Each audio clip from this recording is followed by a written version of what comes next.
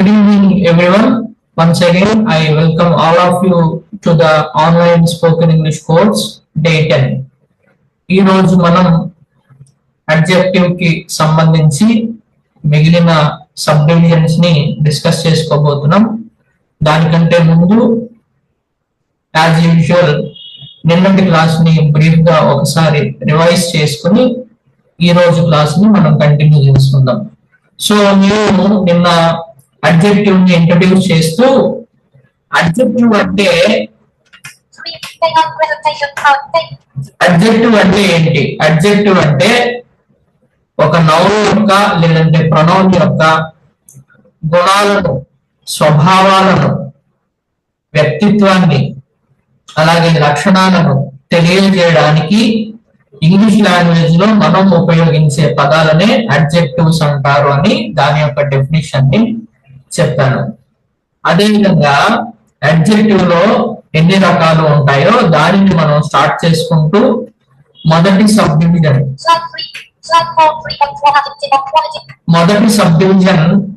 Adjective of quality అంటే ఒక noun యొక్క లేదు అంటే ప్రొనౌన్ యొక్క క్వాలిటీ అంటే లక్షణాన్ని తెలియజేయడానికి ఉపయోగించే పదాలని adjective of quality sub division లో మనం కన్సిడర్ చేశాము.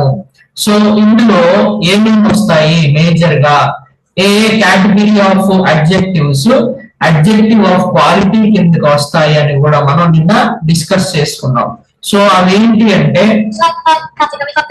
So shapes, different types of shapes అనగా మనకి రెక్టాంగిల్ అని, సర్కిల్ అని, రౌండ్ అని, అదే విధంగా ట్రయాంగిల్ అని, ఇవన్నీ కూడా షేప్స్ అన్నమాట.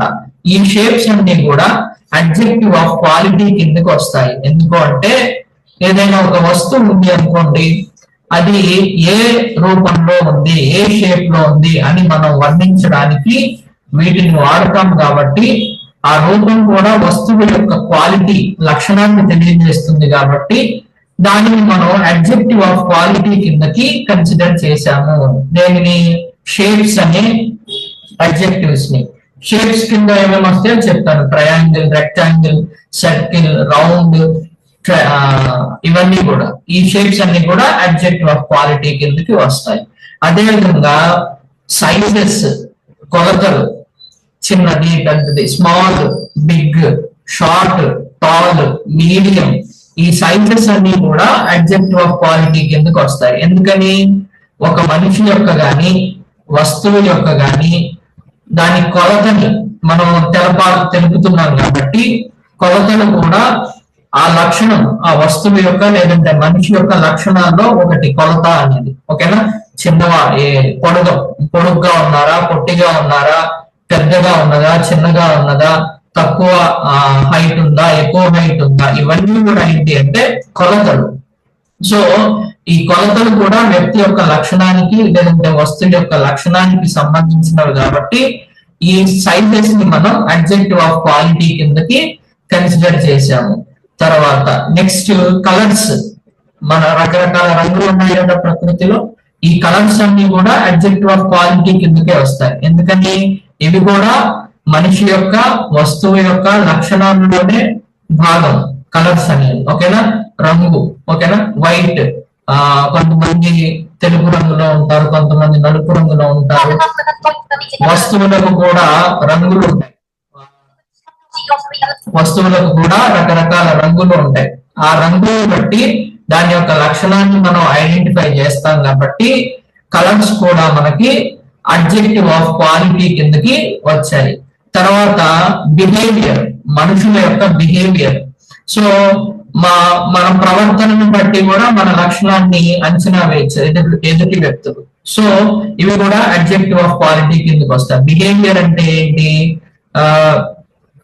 క్రూయల్ అని, కైండ్ అని, జనరస్ హార్టెడ్ అని, ఇవన్నీ కూడా జెంటిల్, ఇవన్నీ కూడా ఏంటంటే మన బిహేవియర్, మన ప్రవర్తనని తెలియజేస్తాయి.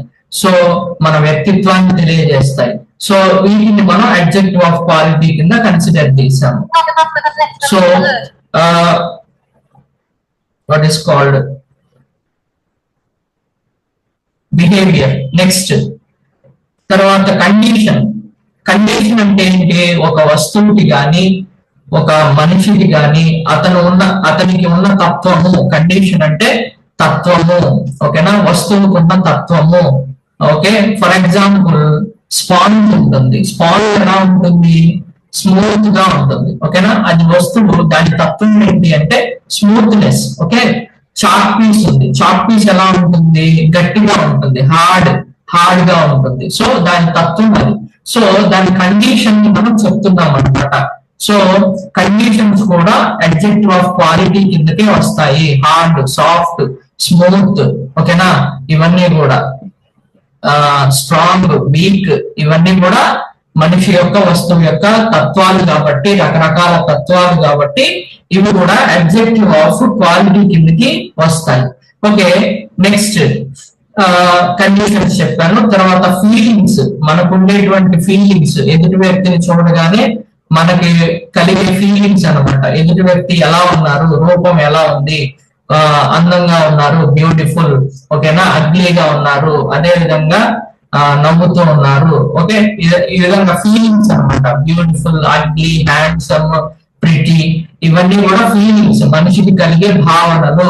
సో ఇవి కూడా మనిషి యొక్క క్వాలిటీని తెలియజేస్తాయి. ఓకే, అందులో మనిషి యొక్క క్వాలిటీ, ఓకేనా? సౌందర్యం, మనిషి యొక్క క్వాలిటీ. సో ఇవి కూడా ఫీలింగ్స్ కిందకి వచ్చాయి. ఇవి దేనిలో కన్సిడర్ చేశాము అంటే అడ్జెక్టివ్ ఆఫ్ క్వాలిటీ కిందకి కన్సిడర్ చేశాము. సో ఇది డిస్కస్ చేసుకున్నాం. అదే విధంగా దానికి సంబంధించిన ఎగ్జాంపుల్స్ చూసాము. షేప్స్ కి సంబంధించిన ఎగ్జాంపుల్స్ ఆఫ్ సైజెస్ కి సంబంధించిన ఎగ్జాంపుల్స్ చూసాము. ఎగ్జాంపుల్స్ ఆఫ్ కలర్స్ చూసాము. ఎగ్జాంపుల్స్ ఆఫ్ బిహేవియర్ చూసాము. ఎగ్జాంపుల్స్ ఆఫ్ కండిషన్ చూసాము. ఎగ్జాంపుల్స్ ఆఫ్ ఫీలింగ్ చూసాము. సో ఈ విధంగా అడ్జెక్టివ్ ఆఫ్ క్వాలిటీ కిందకి ఏమేమి వస్తాయి అనేది మనం డీటెయిల్ గా నిన్నటి క్లాస్ లో డిస్కస్ చేసుకున్నాం. దాని తర్వాత అడ్జెక్టివ్స్ ఆఫ్ క్వాంటిటీ. క్వాంటిటీ అంటే ఏమనుకున్నాము? పరిమాణము. ఒక నౌన్ గాని ఒక ప్రొనౌన్ గాని ఎంత పరిమాణంలో మెన్షన్ చేయబడింది. ఒక సెంటెన్స్ లో ఒక నౌన్, లేదంటే ఒక ప్రొనౌన్. ప్రొనౌన్ అంటే ఏంటి? ఫస్ట్ మీకు తెలియాలి. నౌన్, ప్రొనౌన్ అంటే ఎవరెవరు వస్తారు? మనుషులు, జంతువులు, వస్తువులు, ప్రాంతాలు, ఇవన్నీ కూడా నౌన్ లేదా ప్రొనౌన్ కిందకి వస్తాయి. సో వీటి యొక్క పరిమాణాన్ని ఒక సెంటెన్స్ లో తెలియజేస్తే, పరిమాణాన్ని తెలియజేయడానికి మనం వాడే పదాలనే అడ్జెక్టివ్ ఆఫ్ క్వాంటిటీ అని అంటాము. వీటిలో ఏమున్నాయి అడ్జెక్టివ్ ఆఫ్ క్వాంటిటీలో? చూడండి, ఎగ్జాంపుల్స్ ఏమున్నాయి? సమ్ అంటే కొంత, లిటిల్, అదే విధంగా సమ్, లిటిల్, హ్యూజ్ కూడా క్వాంటిటీ కిందకే వస్తుంది. Less, more, much. ఓకే, ఇవన్నీ కూడా క్వాంటిటీ కిందకే వస్తాయి. అంటే ఒక వస్తువు యొక్క గాని మనిషి యొక్క గాని క్వాంటిటీ, ఐ మీన్ పరిమాణాన్ని మనం చెప్తాం అన్నమాట అక్కడ. ఓకేనా? హ్యూజ్, యూజువల్ గా వస్తువునే ఎక్కువ ఈ సందర్భంలో మనం వాడుకోవచ్చు. Some, little, huge, less, more, ఇవన్నీ కూడా అడ్జెక్టివ్ ఆఫ్ క్వాంటిటీ అన్నమాట, పరిమాణాన్ని తెలియజేస్తాయి. Next adjectives of numbers. So ఇది డిస్కస్ చేస్తూ నేనేం చెప్పాను మీకు? ఇంగ్లీష్ లాంగ్వేజ్ లో మొత్తము 3 రకాల నంబర్స్ ఉన్నాయి. అవేంటి అంటే, మొదటిది first one is ordinal numbers. They are also called as Roman numbers. Okay, ordinal numbers ని రోమన్ నంబర్స్ అని కూడా అంటారు. ఇది మొదటిది. రెండవ టైప్ ఆఫ్ నంబర్ ఏంటంటే కార్డినల్ నంబర్స్. వీటిని మనము ఇండో అరబిక్ నంబర్స్ అని కూడా అంటాము. Cardinal numbers are also called as Indo Arabic numbers. తర్వాత మూడవది మల్టిప్లికేటివ్స్. మల్టిప్లికేటివ్స్ అంటే ఏ పదాన్ని మనం మల్టిప్లికేటివ్స్ అని అంటామంటే సింగిల్, డబుల్, ట్రిపుల్, ఇవన్నీ కూడా మల్టిప్లికేటివ్స్. ఇవి డిస్కస్ చేసుకుంటూ మనము ఆర్డినల్ నంబర్స్ ని రోమన్ నంబర్స్ అని అనుకున్నాము. రోమన్ నంబర్స్ ని మనం వినియోగించేటప్పుడు వాటి తర్వాత ఫస్ట్ అయితే ఎస్టి అని, సెకండ్ అయితే ఎన్డి అని, థర్డ్ అయితే ఆర్డి అని, ఫోర్త్ అయితే టీహెచ్ అని ఈ విధంగా రాయకూడదు, జస్ట్ నంబర్ వేసి వదిలేయాలి అని చెప్పుకున్నాం. ఓకేనా? అది చదివేటప్పుడు 1 అని చదవకూడదు, 1 2 3 4 అలా చదవకూడదు. రోమన్ నంబర్స్ ని చదివేటప్పుడు ఫస్ట్, సెకండ్, థర్డ్, ఫోర్త్ ఈ విధంగా చదవాలని నిన్న నేర్చుకున్నాం.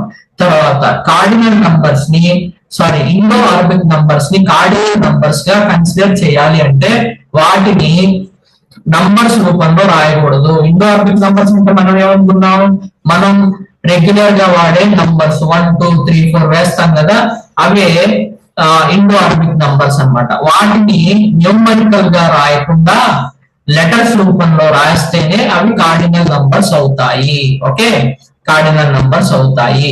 సో సెకండ్ 40 30 ఓకే 20 ఇవన్నీ కూడా స్పెల్లింగ్స్ రాయాలి, లెటర్స్ రాయాలి, మనం లెటర్ ఫార్మాట్ లో రాయాలి. అప్పుడే అవి కార్డినల్ నంబర్స్ కింద కన్సిడర్ చేస్తాము. న్యూమరికల్ గా రాయకూడదు. 4040 అని రాయకూడదు, FOU RTY 40 అని రాయాలి. ఓకే, సో ఇవి కార్డినల్ నంబర్స్ అవుతాయి. Okay, next multiplicatives, single, double, triple, single bedroom, double bedroom, triple bedroom ఇలా వాడతాం కదా, సింగిల్ రూమ్, ఓకే,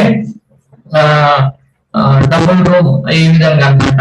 ఇవన్నీ కూడా మల్టిప్లికేటివ్స్ కిందకి వస్తాయని మనం నిన్నటి క్లాస్ లో డిస్కస్ చేసుకున్నాం. సో ఇక్కడికి మీకు ఫస్ట్ 3 సబ్ డివిజన్స్ అడ్జెక్టివ్ లో ఏంటి అనేది అర్థమైంది. ఈ రోజు క్లాస్ లో మనం దీనిని కంటిన్యూ చేసుకుంటూ మిగిలిన సబ్ డివిజన్స్ ఏమేమి ఉన్నాయనేది ఈ రోజు డిస్కస్ చేసుకుందాం. So let us go through that.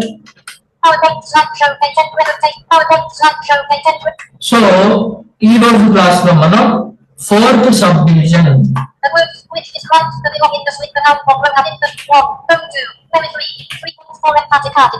So 4th sub division ని మనం అడ్జెక్టివ్స్ లో డిస్కస్ చేసుకోబోతున్నాం. అదేంటి అంటే ఎంఫటిక్ అడ్జెక్టివ్స్.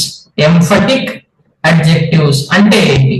ఎంఫటిక్ అడ్జెక్టివ్స్ అంటే ఏంటి అంటే మనము ఒక పర్టికులర్ నౌన్ ని గాని ప్రొనౌన్ ని గాని దానిని వివరించడానికి నొక్కి చెప్తాము. బిలాంగింగ్నెస్ అంటే ఇది నాకు చెందినది, ఇది నాదే, నేనే చేశాను అని నొక్కి చెప్పడానికి ఉపయోగించే అడ్జెక్టివ్స్ ఏమంటామంటే ఎంఫటిక్ అడ్జెక్టివ్స్ అంటాం. మీరు కొంత కన్ఫ్యూజ్ అయి ఉంటారు, మళ్ళీ చెప్తాను. ఏదైనా ఒక నౌన్ ని గాని ప్రొనౌన్ ని గాని ఇది నాది, ఇది నీది, ఇతను నా మనిషి, ఇతను నీ మనిషి అని చెప్పడానికి నొక్కి చెప్తాం కదా.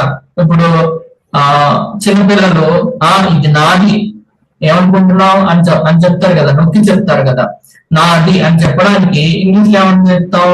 This is mine, this is my own car, this is my own car, it is my own building, it is my own building. అంటే ఓన్ అనేది నొక్కి చెప్తున్నాం మనం. ఓ నాది, నా సొంతది అని నొక్కి స్పష్టంగా చెప్తున్నాం, నాదే ఇది అని. ఓకేనా? ఈ సందర్భంలో ఎంఫటిక్ అడ్జెక్టివ్స్ ని మనం వాడతాం అన్నమాట. ఎంఫటిక్ అడ్జెక్టివ్స్ ఎన్ని ఉన్నాయి అంటే 3 ఉన్నాయి. అవేంటి? First one own, OWN, own అంటే సొంతమైనది అని. తర్వాత వెరీ అంటే బాగా, వెరీ అంటే ఇన్ ద సెన్స్ బాగా అనే సందర్భంలో వెరీ అని మనం వాడతాం. అదేవిధంగా సో అంటే చాలా, సో అంటే చాలా అనే సందర్భంలో మనం వాడతాం. ఇవన్నీ కూడా మనం స్ట్రెస్ చేసి పలుకుతాము. ఒక సెంటెన్స్ ని మనం ప్రయోగించేటప్పుడు ఈ 3 పదాలని స్ట్రెస్ చేసి పలుకుతాము. కాబట్టి ఏమైనా అంటే ఎంఫటిక్ అడ్జెక్టివ్స్ అయినది. This is my own car, ఇది నా సొంత car. Okay, this is my own pen, this is my own dress, అదే నా సొంతది అని చెప్పడానికి. అదే విధంగా ఎగ్జాంపుల్స్ చూస్తే మీకు అర్థం అవుతుంది. చూడండి, this is my own car. Own అనే దగ్గర స్ట్రెస్ చేస్తున్నాం మనం, కాబట్టి అదేమైంది? ఎంఫటిక్ అడ్జెక్టివ్ అయింది. Own, this is my own car. Okay, next. You have very good handwriting. You have very good handwriting. నీ రైటింగ్ చాలా బాగుంది. Very good. Okay, you have very good handwriting. You have very good brother. Okay, so ఇలాగా very అనే పదాన్ని మనం stress చేస్తాం కాబట్టి అది ఎంఫటిక్ అడ్జెక్టివ్ అయ్యింది. Next. This baby is looking so cute. This baby is looking so cute. అంటే so అనే పదాన్ని మనం బాగా ఒత్తి స్ట్రెస్ చేసి చెప్తున్నాం అన్నమాట. ఓకేనా, సో డెప్త్ ఉంది దానిలో, బాగా భలే ఉంది. సో క్యూట్ అంటాం కదా. సో సో అనేది ఏమవుతుంది అంటే ఎంఫటిక్ అడ్జెక్టివ్ అవుతుంది. Okay, simple. సో దీని తర్వాత నెక్స్ట్ అడ్జెక్టివ్ ఏంటి అంటే ఎక్స్క్లమేటరీ అడ్జెక్టివ్. ఎక్స్క్లమేటరీ అనే పదం వినగానే మీకు ఒకటి గుర్తు రావాలి. ఆల్రెడీ మనం ప్రొనౌన్స్ డిస్కస్ చేసుకునేటప్పుడు ఎక్స్క్లమేటరీ ప్రొనౌన్స్ అని డిస్కస్ చేసుకున్నాం. ఓకే, అందులో ఏముంటాయి? వాట్ ఒక్కటే ఉంటుంది. ఎక్స్క్లమేటరీ ప్రొనౌన్ లో మనకి వాట్ అనేది ఒక్కటే ఉంటుంది. కానీ ఇక్కడ ఎక్స్క్లమేటరీ అడ్జెక్టివ్ లో వాట్ తో పాటు హౌ కూడా ఉంటుంది. ఓకేనా, మరి ఏంటి అక్కడ ప్రొనౌన్ లో వాట్ ని చెప్పుకున్నాం కదా, మళ్ళీ ఇక్కడ వాట్ వచ్చింది ఏంటి అంటే ఇక్కడికి ఎక్స్క్లమేటరీ అడ్జెక్టివ్ కి ఎక్స్క్లమేటరీ ప్రొనౌన్ కి చిన్న డిఫరెన్స్ ఉంది.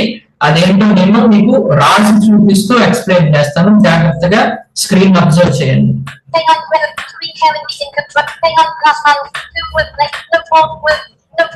సో ఎక్స్క్లమేటరీ ప్రొనౌన్ లో మనం ఏం నేర్చుకున్నామంటే ఆశ్చర్యంగా ఒక క్వశ్చన్ చేసేటప్పుడు ఎక్స్క్లమేటరీ ప్రొనౌన్ వాడతామని నేర్చుకున్నాం. ఓకేనా, ఎగ్జాంపుల్ ఏం చెప్తున్నాం అప్పుడు? What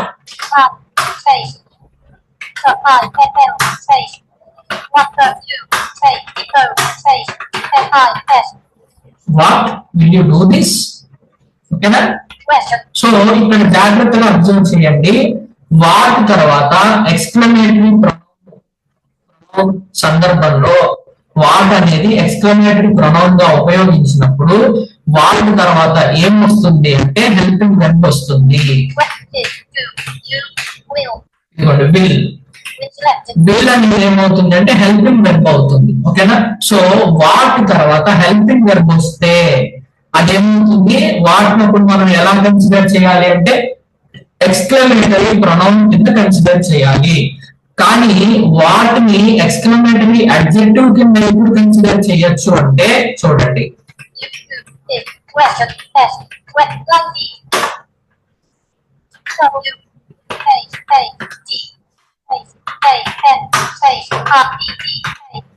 what an idea. ఇక్కడ మీకు ఏమొస్తుంది అంటే వాట్ తర్వాత నౌన్ వస్తుంది. వాట్ అనేది అడ్జెక్టివ్ కింద కన్సిడర్ చేయాలంటే ఎక్స్క్లమేటరీ అడ్జెక్టివ్ కింద కన్సిడర్ చేయాలంటే ఈ వాట్ ని ఎక్స్క్లమేటరీ అడ్జెక్టివ్ కింద కన్సిడర్ చేయాలి అంటే దాని తర్వాత మనకి ఏం కావాలి? నౌన్ కావాలి. ఇక్కడ నౌన్ ఉంటుంది an idea. ఇది నౌన్ అన్నమాట, an idea. ఓకేనా, సో ఐడియా అనేది నౌన్, యాక్చువల్లీ an అనేది ఆర్టికల్.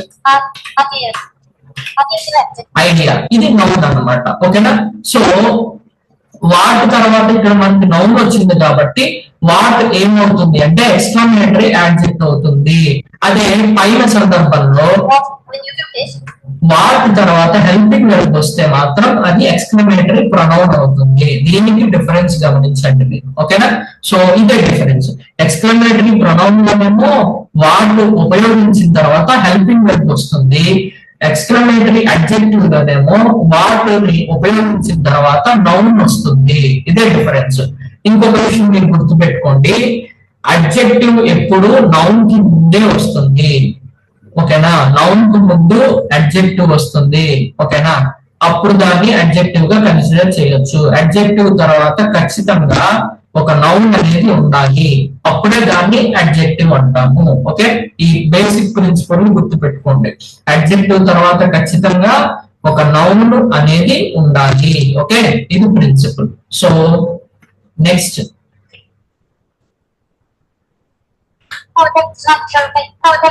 ఇక్కడ చూడండి ఎక్స్క్లమేటరీ అడ్జెక్టివ్ కి నేను ఎగ్జాంపుల్స్ రాశాను. వాట్ అన్ ఐడియా చెప్పాను కదా, వాట్ తర్వాత నౌన్ వచ్చింది కాబట్టి వాట్ అనేది ఎక్స్క్లమేటరీ అడ్జెక్టివ్ అయింది. వాట్ అన్ ఐడియా, ఎంత ఎంత మంచి ఐడియా. ఓకేనా.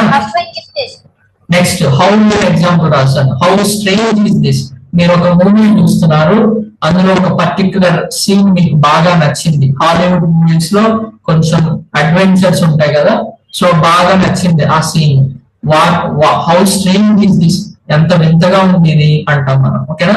How strange is this. ఓకేనా, ఆశ్చర్యం. సో హౌ అనేది ఎక్స్క్లమేటరీ అడ్జెక్టివ్, అంటే ఆ సన్నివేశాన్ని వింతగా ఉంది అని మనం ఎక్స్ప్లెయిన్ చేస్తున్నాము. సో హౌ అనేది అడ్జెక్టివ్ అయ్యింది. How strange is this. What an idea. ఓకేనా, ఐడియా ఎంత బాగుంది. ఓకేనా, ఐడియా గురించి వర్ణిస్తున్నాం అనమాట. ఓకేనా. సో వాట్ అనేది అడ్జెక్టివ్ గా మారింది. ఎలాంటి adjective? Exclamatory adjective. Okay. How strange is this. Next what sudden surprise. Okay, ఇది కూడా ఏంటి ఇంత సడన్ గా వచ్చారు. సర్ప్రైజ్ అంటే ఏంటి? సర్ప్రైజ్ అనే దానికి యాక్చువల్లీ తెలుగు ఎగ్జాక్ట్ వర్డ్ లేదు. సో ఏంటి ఇంత సడన్ గా వచ్చారు, వాట్ ఏ సడన్ సర్ప్రైజ్ అంటాం కదా. సో ఇది కూడా ఇక్కడ కూడా వాట్ తర్వాత సడన్ సర్ప్రైజ్ అనేది నౌన్ కాబట్టి వాట్ అనేది అడ్జెక్టివ్ అయ్యింది. ఓకేనా. సడన్ సర్ప్రైజ్ అనేది నౌన్ కాబట్టి వాట్ అనేది అడ్జెక్టివ్ అయ్యింది. సడన్ సర్ప్రైజ్ అంటే సర్ప్రైజ్ ఎలా ఉంది? సడన్ గా వచ్చింది. సో వాట్ అనే పదాన్ని వాడి మనం ఆశ్చర్యాన్ని వ్యక్తం చేశాము. So what a sudden surprise. Okay, ఇక్కడికి మీకు ఎక్స్క్లమేటరీ అడ్జెక్టివ్ కూడా అర్థమైంది అనుకుంటున్నాను. నెక్స్ట్ ఓకేనా. నెక్స్ట్ ఆరవది, sixth sub division adjective is demonstrative adjective. ఓకేనా, ఇక్కడ కూడా మీకు ఒక డౌట్ రావాలి. ఆల్రెడీ డిమాన్స్ట్రేటివ్ ప్రొనౌన్స్ అని మనం నేర్చుకున్నాం కదా. మరి ఇక్కడ డిమాన్స్ట్రేటివ్ అడ్జెక్టివ్స్ ఏంటి అంటే, డిమాన్స్ట్రేటివ్ ప్రొనౌన్స్ లో ఏ 4 అయితే మనము దిస్, దట్, దీస్, దోస్ వీటన్నిటిని డిమాన్స్ట్రేటివ్ ప్రొనౌన్స్ అనుకున్నామో, అదే విధంగా డిమాన్స్ట్రేటివ్ అడ్జెక్టివ్ లో కూడా సేమ్ వర్డ్స్ ని వాడతాం మనం. కాకపోతే ఇందాకట్లాగే చిన్న డిఫరెన్స్ ఉంది. ఆ డిఫరెన్స్ ని మీకు ఎక్స్ప్లెయిన్ చేస్తాను. దిస్, దట్, దీస్, దోస్ ఈ 4 గుర్తు పెట్టుకోండి. డిమాన్స్ట్రేటివ్ అడ్జెక్టివ్ లు కూడా వాడతాము. ఎందుకు వాడాలి చూడండి.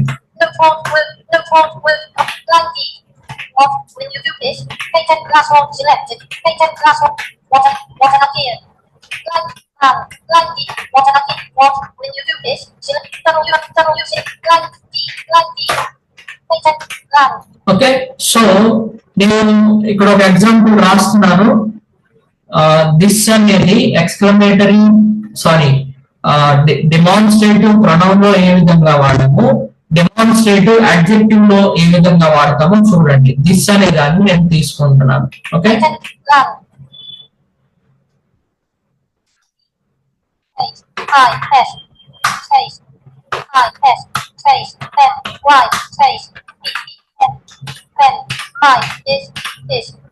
So this is my pen అన్నాను. సో ఇందులో డిమాన్స్ట్రేటివ్ ప్రొనౌన్ ఏంటి? దిస్. దిస్ అనేది డిమాన్స్ట్రేటివ్ ప్రొనౌన్ ఎందుకు అయ్యింది అంటే, ఇదిగోండి దిస్ అనే ప్రొనౌన్ తర్వాత ఏమొచ్చింది మనకి? ఈజ్ అనే హెల్పింగ్ వర్బ్ వచ్చింది. ఓకేనా, this is my pen, this is my pen, is అనే హెల్పింగ్ వర్బ్ వచ్చింది. ఇది హెల్పింగ్ వర్బ్ అన్నమాట. సో దిస్ అనేది ఎలా కన్సిడర్ చేయాలి అంటే, మనము డిమాన్స్ట్రేటివ్ ప్రొనౌన్ కింద కన్సిడర్ చేయాలి. ఎందుకంటే హెల్పింగ్ వర్బ్ వచ్చింది కాబట్టి.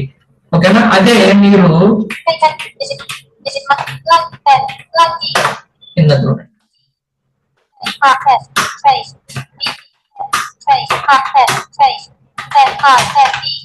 దిస్ పెన్ ఈజ్ మైన్ అన్నాను. ఓకే,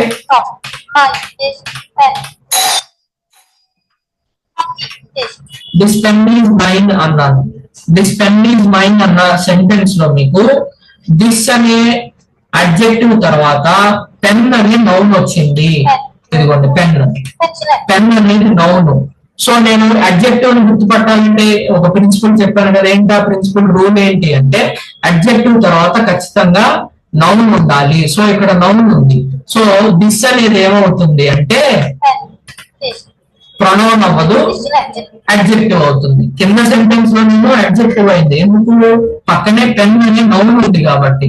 పై సెంటెన్స్ లోనేమో ప్రొనౌన్ అయింది, ఎందుకు అంటే దాని తర్వాత ఆ దిస్ అనే ప్రొనౌన్ తర్వాత ఈజ్ అనే హెల్పింగ్ వెర్బ్ వచ్చింది. హెల్పింగ్ వెర్బ్ వస్తే ప్రొనౌన్, ఓకే, నౌన్ వస్తే adjective. Simple logic. Helping verb వస్తే ప్రొనౌన్, ఓకే, నౌన్ వస్తే అడ్జెక్టివ్ అన్నమాట. సో ఇది డిఫరెన్స్.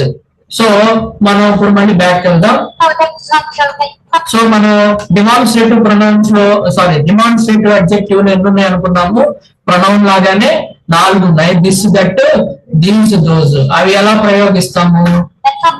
ఇదిగోండి ఎగ్జాంపుల్స్ చూడండి.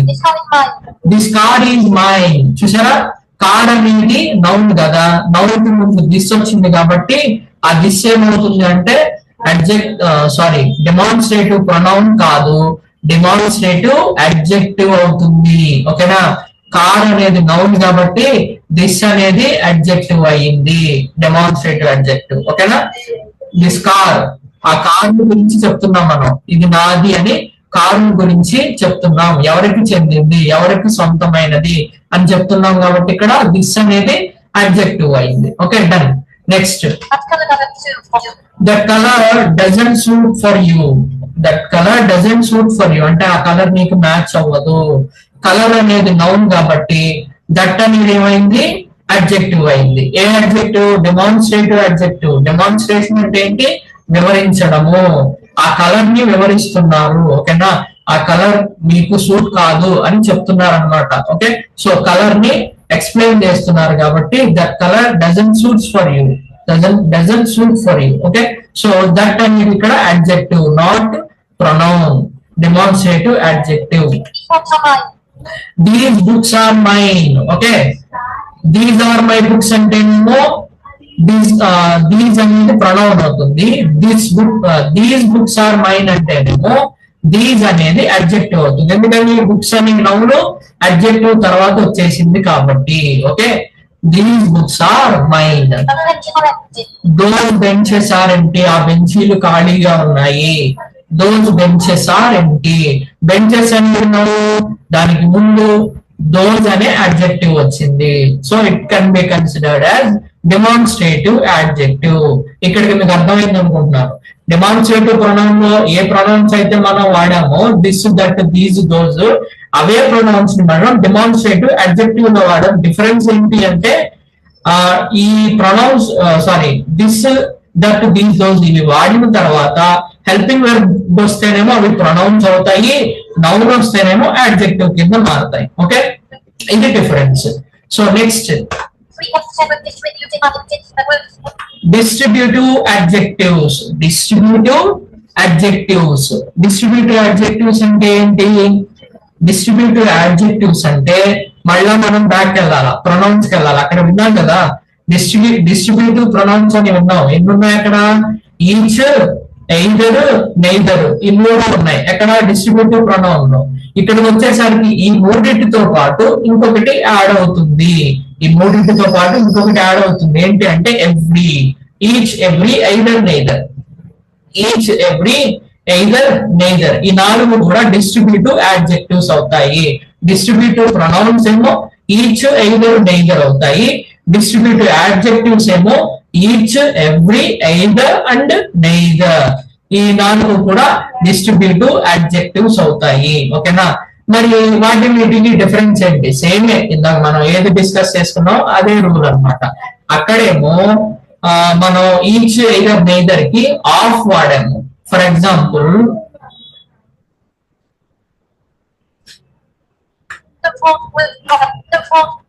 page 1 section. This pen is mine. This pen is mine. Lucky. Top. Lucky. This pen is mine. Deselected. Lucky pen. Lucky pen. Lucky pen. Lucky. This is my pencil. Deselect. Lucky. Page 10 class. Page 10 class. D. Lucky. Example, pronouns వాడినప్పుడు each ని ఎలా వాడాం మనము? Space, space, prepare, space, DFE, space, S, DU,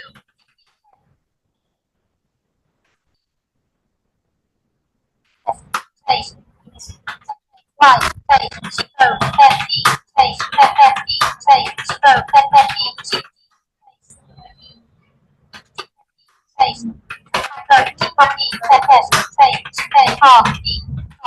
ఈ example వాడడం each of the students may come and collect the progress card progress report progress card and progress report.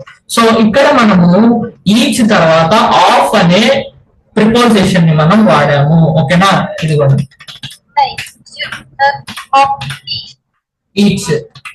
Each తర్వాత మనము of అనే preposition ని మనం వాడాము. సో ఇదేమవుతుంది, ఈచ్ ఏమవుతుంది అంటే ప్రొనౌన్ అవుతుంది. ఏ ప్రొనౌన్? డిస్ట్రిబ్యూటివ్ ప్రొనౌన్ అవుతుంది. ఓకేనా, ఈచ్ ఉపయోగం ఏంటో చెప్పాను నేను. ఒక్కొక్కరికి, ఒక్కొక్కరు, ఒక్కొక్కరిగా వచ్చేటప్పుడు ఈచ్ అనే పదాన్ని వాడతాము. ఓకేనా, ఇదే మనము ఈచ్ ని అడ్జెక్టివ్ గా రాయాలి అంటే ఎలా రాయొచ్చు చూడండి.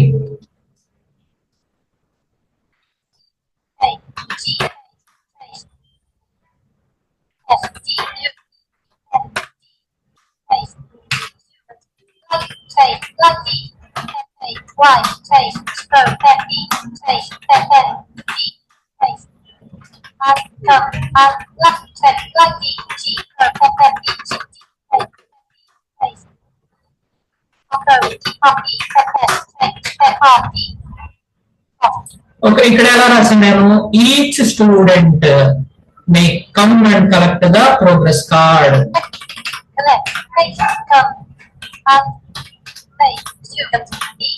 Each student may come and collect the progress card. So ఇక్కడ ఈచ్ తర్వాత స్టూడెంట్ అనే నౌన్ వచ్చింది. మనం రూల్ ఏం చెప్పుకున్నాం? అడ్జెక్టివ్ కి రూల్ ఏంటి అంటే అడ్జెక్టివ్ తర్వాత ఖచ్చితంగా నౌన్ ఉండాలని చెప్పుకున్నాం. సో ఇక్కడ స్టూడెంట్ అనే నౌన్ ఉంది కదా, స్టూడెంట్ అనే నౌన్ ఉంది. సో ఇదేమవుతుందంటే ఈచ్ ఏమవుతుంది? అడ్జెక్టివ్ అవుతుంది. ఏ అడ్జెక్టివ్ అవుతుంది? డిస్ట్రిబ్యూటివ్ అడ్జెక్టివ్ అవుతుంది. ఓకేనా, ప్రతి స్టూడెంట్ వచ్చి నోట్స్ తీసుకోండి, ప్రోగ్రెస్ కార్డ్ తీసుకోండి. ఓకేనా, మీలో ఒక్కొక్కరుగా వచ్చి ప్రోగ్రెస్ కార్డ్ తీసుకోండి అని పై ఫస్ట్ సెంటెన్స్ యొక్క ఉద్దేశము. రెండో సెంటెన్స్ ఉద్దేశం ఏంటంటే ప్రతి స్టూడెంట్, ఓకేనా, ప్రతి విద్యార్థి వచ్చి మీ ప్రోగ్రెస్ కార్డు తీసుకోండి. రెండింటికి పెద్ద వేరియేషన్ ఏం లేదు, రెండు ప్రయోగించవచ్చు. కాకపోతే గ్రామర్ లెర్నింగ్ లో మనం ఏది ఎలా కన్సిడర్ చేయాలి. ఓకేనా, ఈచ్ అనేది ప్రొనౌన్ వాడినప్పుడు ఎలా వస్తుంది, అడ్జెక్టివ్ గా మారినప్పుడు ఎలా వస్తుంది, రూల్ ఏంటి అనేది మనం తెలుసుకుంటున్నాం అంతే. రెండు సెంటెన్సెస్ కరెక్టే. Each of the students may come and collect the progress cards అన్నా, each student may come and collect the progress card అన్నా రెండు ఒకటే అర్థాన్ని ఇస్తాయి. ఓకేనా, సో ఇది ఎక్స్ప్లెనేషన్. దీనికి సంబంధించిన ఎగ్జాంపుల్స్ చూడండి. ఎన్ని అనుకున్నాం? 4 ఉన్నాయి అనుకున్నాం. ఏంటవి? డిస్ట్రిబ్యూటివ్ ప్రొనౌన్స్ చూడండి. సారీ, డిస్ట్రిబ్యూటివ్ యాడ్జెక్టివ్స్ మీకు చెప్తూ నేను కూడా ఒక్కొక్కసారి డైవర్ట్ అవుతున్నాను. ఓకేనా, డిస్ట్రిబ్యూటివ్ యాడ్జెక్టివ్స్. ఓకేనా, ఇక్కడ ఎగ్జాంపుల్ ఏం రాశాను? Each boy can carry 2 bags. ఒక్కొక్క అబ్బాయి ఎన్ని బ్యాగ్స్ మోయగలడు? 2 bags మోయగలడు. Each boy can carry 2 bags అంటే ఒక్కొక్క, ఈచ్ బాయ్ అంటే ఒక్కొక్క అబ్బాయి. ఓకేనా, నెక్స్ట్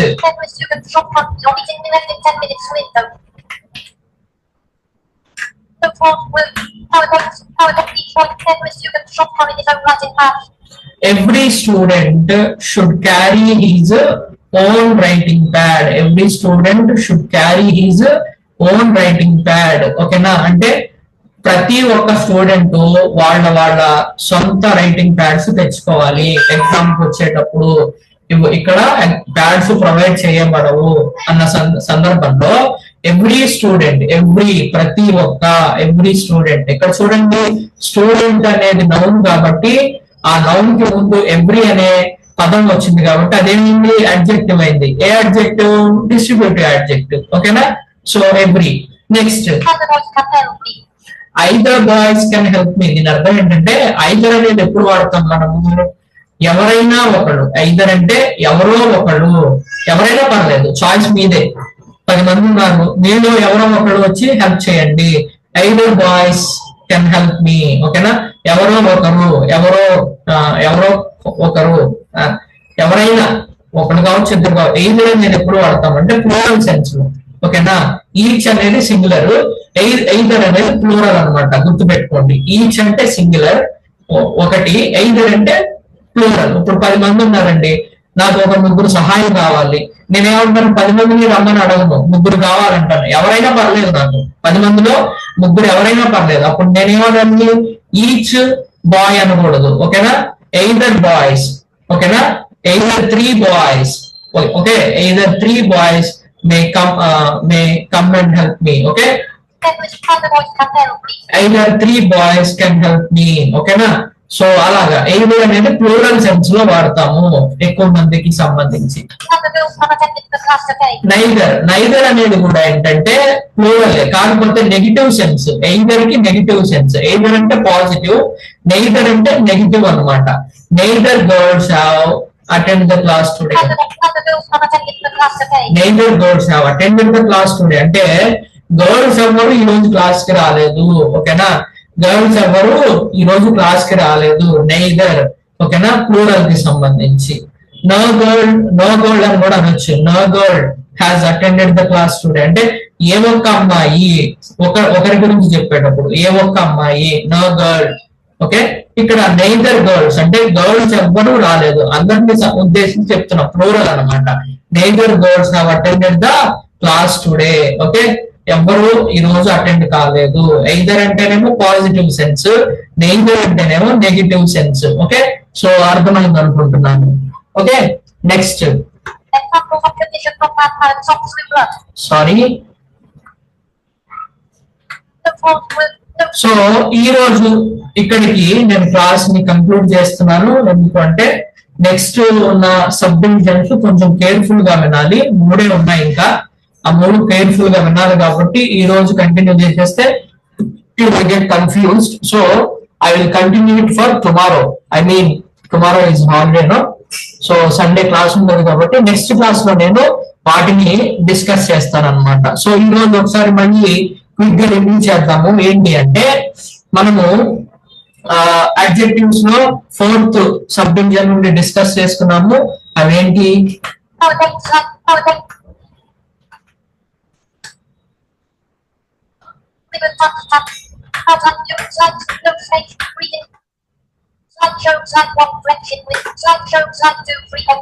ఇదిగోండి, 4వది ఏంటి అంటే ఎంఫటిక్ అడ్జెక్టివ్. ఎంఫటిక్ అంటే ఏం చెప్తాను, ఏదైనా ఒక వస్తువు గాని, ఏదైనా ఇది నాది, ఇది మీది అని దాని గురించి ఒత్తి స్ట్రెస్ చేసి చెప్పడానికి ఉపయోగించే పదాలని. ఓకేనా, స్ట్రెస్ చేసి చెప్పడానికి ఉపయోగించే పదాలను ఏమంటామంటే ఎంఫటిక్ అడ్జెక్టివ్స్ అంటాం. ఇందులో మనము ఆల్, వెరీ, అలాగే సో ఈ 3టిని మనం ఎంఫటిక్ అడ్జెక్టివ్స్ గా కన్సిడర్ చేశాము. ఎగ్జాంపుల్స్ చూసాము దానికి. ఓకేనా, దాని తర్వాత ఎక్స్క్లమేటరీ అడ్జెక్టివ్స్ అంటే ఏంటో చూసాము. ఎక్స్క్లమేటరీ ప్రొనౌన్ కి ఎక్స్క్లమేటరీ అడ్జెక్టివ్ కి డిఫరెన్స్ ఏంటంటే ఎక్స్క్లమేటరీ ప్రొనౌన్ లో వాట్ ఒక్కటే వాడతాము, ఇందులో వాట్ మరియు హౌ కూడా వాడతాము. అయితే ఎక్స్క్లమేటరీ అడ్జెక్టివ్స్ గా వీటిని వాడేటప్పుడు వీటి తర్వాత కంపల్సరీ నౌన్ అనేది రావాలి, అడ్జెక్టివ్స్ కాబట్టి. వాట్ అన్ ఐడియా, వాట్ అనేది ఎక్స్క్లమేటరీ అడ్జెక్టివ్, ఐడియా అనేది noun. Okay, so how strange is this. ఓకేనా, ఇది ఎంత వింతగా ఉంది, how strange is this. Okay, next. What a sudden surprise అంటే సడన్ సర్ప్రైజ్ అనేది నౌన్, వాట్ అనేది ఎక్స్క్లమేటరీ అడ్జెక్టివ్ అన్నమాట. నెక్స్ట్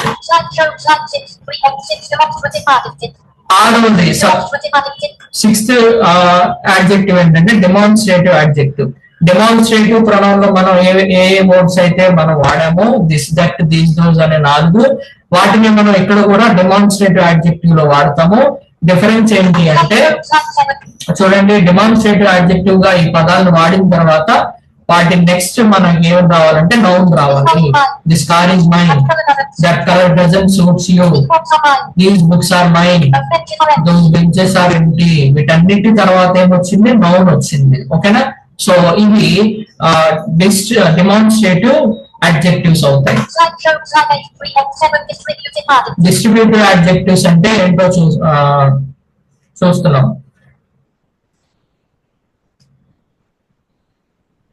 డిస్ట్రిబ్యూటివ్ అడ్జెక్టివ్స్ అంటే ఏంటి? డిస్ట్రిబ్యూషన్స్ కి మనం వాడే ఈ వర్డ్స్ నే డిస్ట్రిబ్యూటివ్ అడ్జెక్టివ్స్ అంటాం. అంటే డిస్ట్రిబ్యూటివ్ ప్రొనౌన్ లో మనం ఈచ్, ఎయిదర్, నెయిదర్ అనే 3 పదాలను మనం వాడాము. ఈ డిస్ట్రిబ్యూటివ్ అడ్జెక్టివ్ లో మనం వీటికి ఇంకొకటి దాన్ని యాడ్ చేస్తాము. డిస్ట్రిబ్యూటివ్ ఎక్స్క్యూజ్ మీ,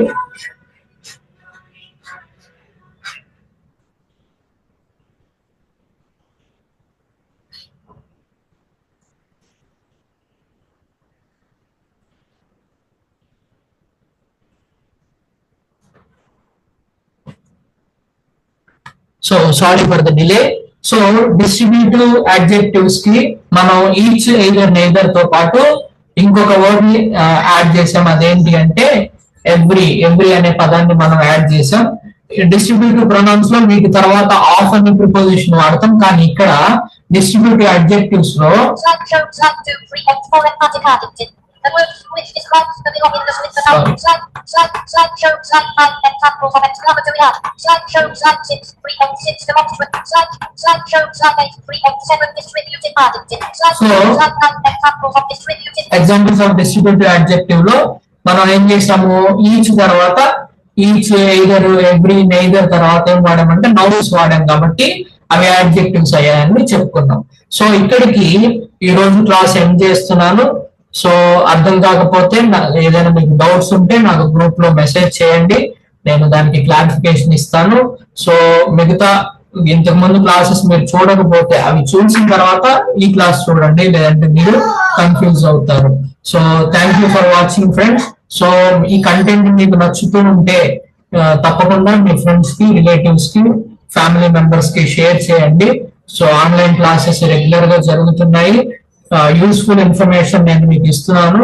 సో ఇది మీకు బాగా కమ్యూనికేషన్ స్కిల్స్ డెవలప్ చేసుకోవడానికి బాగా యూజ్ అవుతుంది. గ్రామర్ పాయింట్స్ డీటెయిల్డ్ గా డిస్కస్ చేస్తున్నాను. చిన్న పిల్లలకు కూడా అర్థమయ్యే విధంగా నేను చెప్తున్నాను కాబట్టి it will be useful for you. So thank you so much for watching. Thank you so much for supporting. Thank you everyone. Have a nice day. Good night.